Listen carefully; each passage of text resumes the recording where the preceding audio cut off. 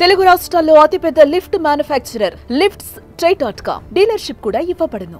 Vallabhaneni Vamsi arrest ఏపీలో political heat ను పెంచింది. గన్నవరం టీడీపీ కార్యాలయంలో కంప్యూటర్ ఆపరేటర్ గా పనిచేస్తున్న సత్యవర్ధన్ ను కిడ్నాప్ చేసి జైలుకు తరలించడం టీడీపీ వైసీపీ మధ్య మాటల యుద్ధం నడుస్తోంది. ఇంతలోనే వంశీ కోసం జగన్ రంగంలోకి దిగారు.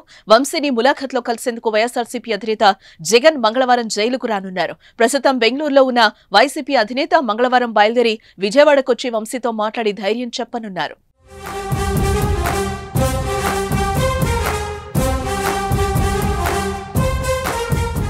ఇప్పటికే వంశీ అరెస్ట్ ను సోషల్ మీడియా వేదికగా జగన్ ఖండించారు. చంద్రబాబు ప్రభుత్వంపై తీవ్ర ఆగ్రహం వ్యక్తం చేశారు. ఆయన తప్పుడు కేసులు పెట్టి కొట్టి హింసిస్తే వారి పేర్లను తాము కూడా డైరీలో రాసుకుంటామని తీవ్ర వ్యాఖ్యలు చేశారు.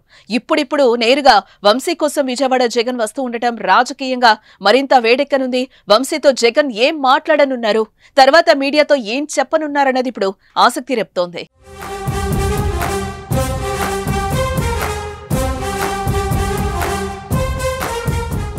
మరోవైపు వంశీపై పాత కేసులపై అధికారులు ఫోకస్ చేయడం, పాత కేసుల్లో పీటీ వారెంట్లు వేసి కస్టడీలోకి తీసుకునేందుకు పోలీసులు సిద్ధమవుతున్నట్లుగా వస్తున్న వార్తలు వంశీ కుటుంబ సభ్యులు, అనుచరుల్లో ఆందోళన కలిగిస్తున్నాయి. అలాగే అటు సత్యవర్ధన్ కేసులో కీలక ఆధారాలు సేకరిస్తున్నారు.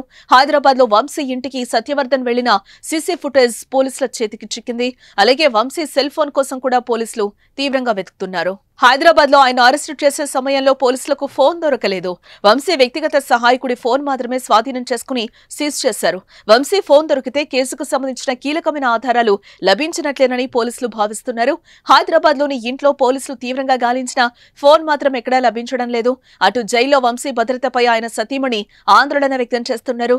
జైల్లో ప్రాణహాని ఉందని చెప్పడంతో విజయవాడలోని జిల్లా కారాగారంలో భద్రతను మరింత పెంచారు. వంశీని ఉంచిన సెల్ వద్ద అదనపు గార్డులను నియమించారు. అక్కడికి తోటి ఖైదీలు రాకుండా పరదాలు కట్టారు. మరి వంశీ విషయంలో ఏం జరగనుంది?